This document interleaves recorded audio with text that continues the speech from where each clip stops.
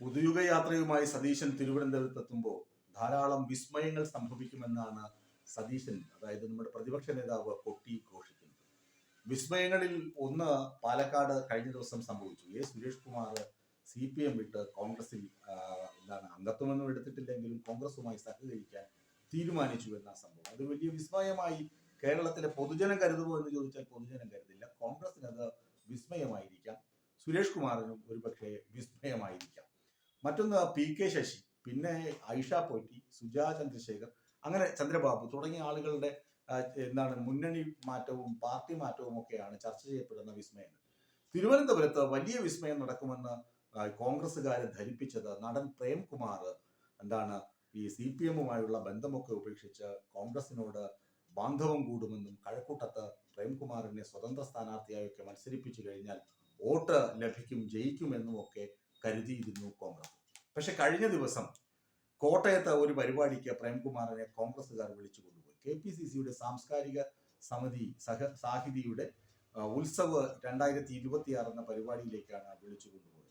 ഇത് വെളുക്കാൻ തേച്ചത് പാണ്ടായി എന്ന സ്ഥിതിയായി പ്രേംകുമാറിന്റെ കോൺഗ്രസ് ബാന്ധവം. കോൺഗ്രസ്സുകാർ കരുതി പ്രേംകുമാർ ഇവിടെ വന്ന് CPM-നെ 10 പള്ളു പറയും, സാംസ്കാരിക മന്ത്രി സജി ചെറിയാനെ കുറെ ചീത്ത പറയും, പിണറായി വിജയനെ കുറെ ചീത്ത പറയും, അങ്ങനെ കോൺഗ്രസിനെ ആളെ കൂട്ടാം, കോൺഗ്രസിന് പ്രതിഷേധിക്കാനും സർക്കാരിനെതിരെ പ്രതിഷേധിക്കുവാനുള്ള ഒരു വലിയ വലിയ നാക്ക് ലഭിക്കും എന്നൊക്കെ കരുതിയിരുന്നു. പക്ഷെ പ്രേംകുമാർ അവിടെ ചെന്ന് ആദ്യം ട്രോൾ ചെയ്ത് കോൺഗ്രസിനെയാണ്. കോൺഗ്രസിനോട് പറഞ്ഞു, നിങ്ങളുടെ സദസ്സിലെ കാണികളെക്കാൾ കൂടുതൽ ആളുകളാണ്, അല്ലെങ്കിൽ കേൾവിക്കാരെക്കാൾ കൂടുതലാണ് ഈ വേദിയിൽ ഇരിക്കുന്ന മഹാപ്രതിഭകൾ. ഇത് കോൺഗ്രസിന്റെ ഒരു ശാപമാണ് എന്നായിരുന്നു പ്രേംകുമാറിന്റെ ആദ്യത്തെ അടി. ഇത് തിരുവഞ്ചൂർ രാധാകൃഷ്ണനുണ്ട്, CR മഹേഷുണ്ട്, അങ്ങനെ വലിയ വമ്പന്മാരായ ആളുകളൊക്കെ ഉണ്ട് സംസ്കാര സാഹിതി. അവരൊക്കെ കേട്ട് നിൽക്കുമ്പോഴാണ് ഇങ്ങനെ ഒരു അടി കരണക്കുറ്റിക്ക് അടിക്കും പോലെ പ്രേംകുമാർ അടിച്ച് കൊടുത്തത്. പ്രേംകുമാർ സ്വതസിദ്ധമായ രീതിയിൽ പറഞ്ഞതാണ്, പക്ഷെ വളരെ ആക്യുറേറ്റ് ആയിരുന്നു. കാരണം മറ്റൊന്നുമല്ല, നമുക്കറിയാം കോഴിക്കോട് DCC ആഫീസിന്റെ ഉദ്ഘാടനം, അവിടെ തമ്മിലടിയും ബഹളവുമായിരുന്നു, തമ്മിലുണ്ട്. ഉദ്ഘാടകന് പോലും മുറിക്കപ്പെടാൻ ഉള്ള നാടയുടെ അടുത്തെത്താൻ വലിയ പാട് പെടേണ്ടി വന്ന കാഴ്ച നമ്മളൊക്കെ കണ്ടതാണ്. അതുപോലെ തന്നെ കഴിഞ്ഞ ദിവസം Kuttiyadi Shafi Parambil MLA DCC secretary Pramod കാക്കാടിന്റെ കഴുത്തിന് കുത്തിപ്പിടിക്കുന്ന സീനും നമ്മൾ കണ്ടതാണ്. അത് തള്ളും മുന്തുമാണ്. അതിനെയൊക്കെ VD സതീശൻ സ്നേഹത്തള്ള് എന്ന് വിശേഷിപ്പിക്കുമെങ്കിലും നമുക്കൊക്കെ അത് ഈ ക്യാമറയുടെ മുന്നിൽ വരാനും ആൾക്കൂട്ടത്തിലെ ആളാകാനുമുള്ള തള്ളായി മനസ്സിലാക്കാനും സാധിക്കും. ഇവിടെയും അതാണ് പ്രേംകുമാർ ചൂണ്ടിക്കാട്ടിയത്. കോൺഗ്രസിന്റെ ശാപമായി ഇതിനെ കണക്കാക്കണം എന്നുള്ള തരത്തിലാണ് പ്രേംകുമാർ പറഞ്ഞത്. മറ്റൊന്ന് പ്രേംകുമാർ പറഞ്ഞത് ഈ വർഗീയതയെ കുറിച്ചാണ്. വർഗീയതയെ കുറിച്ച് പറയുമ്പോൾ കേരളത്തിലെ ആബാലവൃദ്ധം ജനങ്ങൾക്കും അറിയാം വർഗീയതയെ കൂട്ടുപിടിക്കുന്നത് ഏത് വ്യക്തിയാണ്. ന്യൂനപക്ഷ വർഗീയതയാണെങ്കിലും ഭൂരിപക്ഷ വർഗീയതയാണെങ്കിലും തെറ്റാണ് എന്ന് സമർത്ഥിക്കുന്ന പാർട്ടിയാണ് CPM-ഉം അതുപോലെ തന്നെ ഇടതുപക്ഷവും. എന്നാൽ ന്യൂനപക്ഷ വർഗീയതയെ എത്രമാത്രം കൂടെ നിർത്താം, എത്രമാത്രം അവരെ സ്വാധീനിക്കാം എന്ന ആശയവിനിമയം നടത്തിയും അതിനനുസരിച്ച് പ്രവർത്തിച്ച് നടക്കുന്ന ഏക വ്യക്തി സംസ്ഥാനത്തെ പ്രതിപക്ഷ നേതാവ് ശ്രീ VD സതീശനാണ്. അപ്പോൾ വർഗീയതയെ കുറിച്ച് പറയുമ്പോഴും പ്രേംകുമാർ കടന്നാക്രമിക്കുന്നത് ശ്രീ VD സതീശനെ തന്നെയാണ്.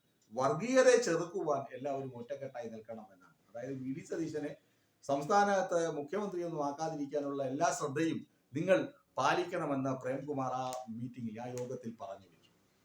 പിന്നെ മറ്റൊന്ന് കലാകാരന്മാരുടെ പ്രതികരണ ശേഷി, അഭിപ്രായ സ്വാതന്ത്ര്യം, അത് എല്ലാ കലാകാരന്മാരും എപ്പോഴും പറഞ്ഞുകൊണ്ട് നടക്കുന്ന കാര്യമാണ്. അതുകൊണ്ടൊന്നും കോൺഗ്രസിന് പ്രേംകുമാറിന്റെ പിന്തുണ ലഭിക്കുമെന്ന് തോന്നുന്നില്ല. കാരണം കോൺഗ്രസിനായാലും CPM-ലായാലും പ്രേംകുമാർ ഇങ്ങനെയൊക്കെ പറഞ്ഞുകൊണ്ടേയിരിക്കും. പ്രത്യേകിച്ച് അദ്ദേഹത്തിന്റെ വിദ്യാർത്ഥി കാലഘട്ടം മുതലുള്ള ചിന്തയും നിലപാടുകളും പരിശോധിച്ചു കഴിഞ്ഞാൽ പ്രേംകുമാറിന് ഒരിക്കലും CPM-നകത്ത് കിട്ടുന്നത് പോലുള്ള ഒരു അഭിപ്രായ സ്വാതന്ത്ര്യമോ ഒരു ഇടം എന്ന് പറഞ്ഞാൽ ഒരു സാംസ്കാരിക ഇടമോ കോൺഗ്രസിന് ലഭിക്കണമെന്ന് ഇല്ല. ഇനിയിപ്പോ മാധ്യമങ്ങൾ ചോദിച്ചു, നിങ്ങൾ സ്ഥാനാർത്ഥിയാകുന്നുണ്ടോ എന്നൊക്കെ. അതൊക്കെ ഇതുവരെ തീരുമാനിക്കപ്പെട്ടിട്ടില്ല എന്ന ഒറ്റ വാക്കിൽ മറുപടി നൽകി പ്രേംകുമാർ അവിടെ നിന്ന് പോവുകയും ചെയ്തു. അതാണ് ഞാൻ സൂചിപ്പിച്ചത്. പ്രേംകുമാറിനെ കോൺഗ്രസ്സുകാർ വിളിച്ചുകൊണ്ടുവന്ന് തീക്കൊള്ളി കൊണ്ട് തലചൊറിയുന്ന ഒരു അവസ്ഥയുണ്ടായി. പ്രേംകുമാർ കോൺഗ്രസിലെ തമ്മിലടിയും ഈ സ്നേഹത്തള്ളിനെ കുറിച്ച് വാചാലനാവുകയും കടുത്ത വിമർശനം ഉന്നയിക്കുകയും ചെയ്തിട്ടാണ് വേദി വിട്ടത്.